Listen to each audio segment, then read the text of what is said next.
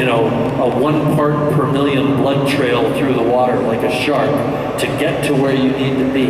If you follow your instincts and have some kind of confidence, you gotta have some confidence that what you're doing makes sense somehow.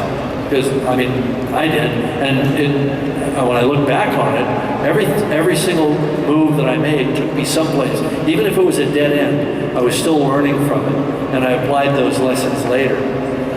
And when you were, so you went from Corman, but in Corman, you were doing Corman's material, right? Yeah, I was doing production design, art direction, and visual effects. And on his films, not your own material? No, I wasn't directing, not my stuff. So what was the leap to say, I can create my own universes? Yeah. Well, the next step was getting hired and then fired in my first directing gig, again working on somebody else's film. And then I'd sort of hit a wall at that point, and I thought, all right, the only way I'm ever going to get, because getting, when I was working for Roger Corman, getting hired to direct something was the highest thing I could imagine. And then getting fired a few days later, a few days into the shoot, was like the worst thing I could imagine. I thought, all right, I'm going to have to do something radical here. I'm going to have to write something that people so want to make that they will let me direct it. But they have to be desperate. It has to be a really good story. So I wrote The Terminator, and I wrote it in about 3 weeks, and it was very carefully architected to be something that wasn't going to be so expensive that it would be outside of my own league, because I was essentially a second time, arguably a first time director at that point. So I wrote something that could be shot on the street, shot all on location, contemporary, but it had to have a visual effects element to it, because that's where I had done my homework. That's how I would sell myself. So I was thinking in a way, Machiavellian terms in architecting this story. Contemporary, present day, street locations, science fiction element. Okay, how does a science fiction element come into our present day world? Well, it can either come from space, or it can come from the future, or it could be a new invention that escapes from a lab. So I thought of all three of those, and I went, time travel. Nobody's done that lately. And so then the story came out of that. Yeah, I mean, I have to say that the biggest visual effect in Terminator is the concept of the story itself. You know, and I think that's. I mean, was there any precedent to start before Terminator of you thinking like in that term of exceptional stories? Well, look, I grew up reading science fiction and reading, comics and graphic novels. So all the fantasy and science fiction ideas and elements were already there. It just all crystallized around this idea of this killer coming from the future. And actually, my first concept of Terminator was that first they sent this guy who's got a metal skeleton, but he's kind of an infiltrator, looks like us. And halfway through the story, they kill him off. And then the guys up in the future get really desperate, and they send the monster that they are afraid of, because otherwise they're going to lose. And they send this liquid metal guy that could be anything. And they know that all bets are off, that history is going to start really changing fast if they do this.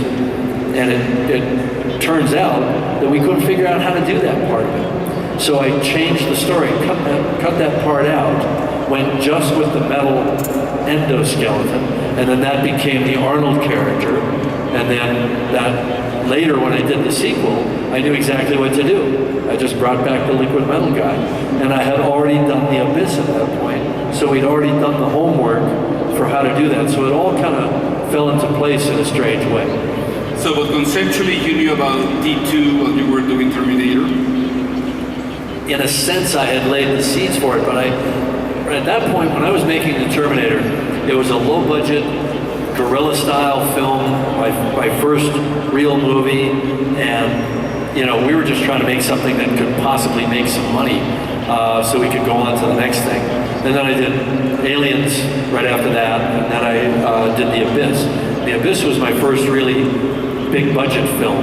And the funny thing is, I don't recall thinking, I'll put this scene in The Abyss so I can figure out how to do Terminator 2. because I had actually kind of thought, when I was making Aliens, I thought, I'll let somebody else make Terminator 2. I'm not that interested in it. Because I was already thinking about oceans and other stuff, other ideas. And then the guys at Carolco called up and said, we want you to do Terminator 2. And they said, I don't really want to do Terminator 2. I kind of told the story I wanted to tell. They said, we'll pay you $6 million. I said, okay, it just so happens I've got this idea. That's when Carolco they were screwing up all the values in Hollywood and just paying people crazy money. And I thought, well, if you guys want to be that stupid, I'm happy to take your money. Now, it's very rare to find filmmakers that they do films with the canvas that you do, and also with a sense of excitement, the sense of action, at the same time keeping a moral compass. And a moral compass also with the characters and with the subject matters and how you deal with those subject matters. Yeah. I mean, it's so easy to do shoot 'em out movies in which there's just very black and white situation of good versus evil, and it doesn't matter if they die, they don't die. Yeah. And The moral compass thing has always been a big issue for me.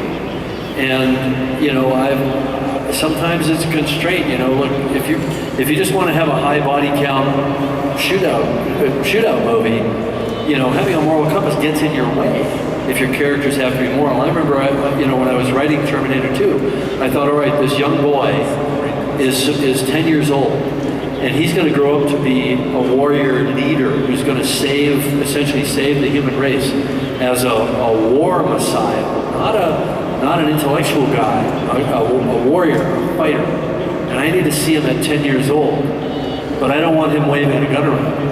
I set myself a rule. He will never point a gun at anybody, and he doesn't. In the film, in fact, he makes the Terminator not shoot people. So, and I felt that was important. If you're going to have a young character, that character, whether you like it or not, is a role model. And if kids are going to see the movie, even though it's R-rated and they're not supposed to see it, I wanted them to get the right message. So the irony is, it's actually a movie about preventing war. It's a movie about fighting for the things that are important against forces of evil in the world that you can't argue with, that you can't reason with. And we've seen that. We've seen that historically over and over again. That's what happened in World War II. But, I wanted that character to be pure in that way. And I wanted him to contrast the dark road that his mother, Sarah Connor, had gone down. And I remember getting into a big verbal fight with Rob Reiner, who was a filmmaker that I admire.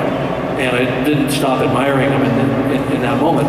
But he attacked Terminator 2 for being senseless violence, and essentially, the term at the time was gun porn.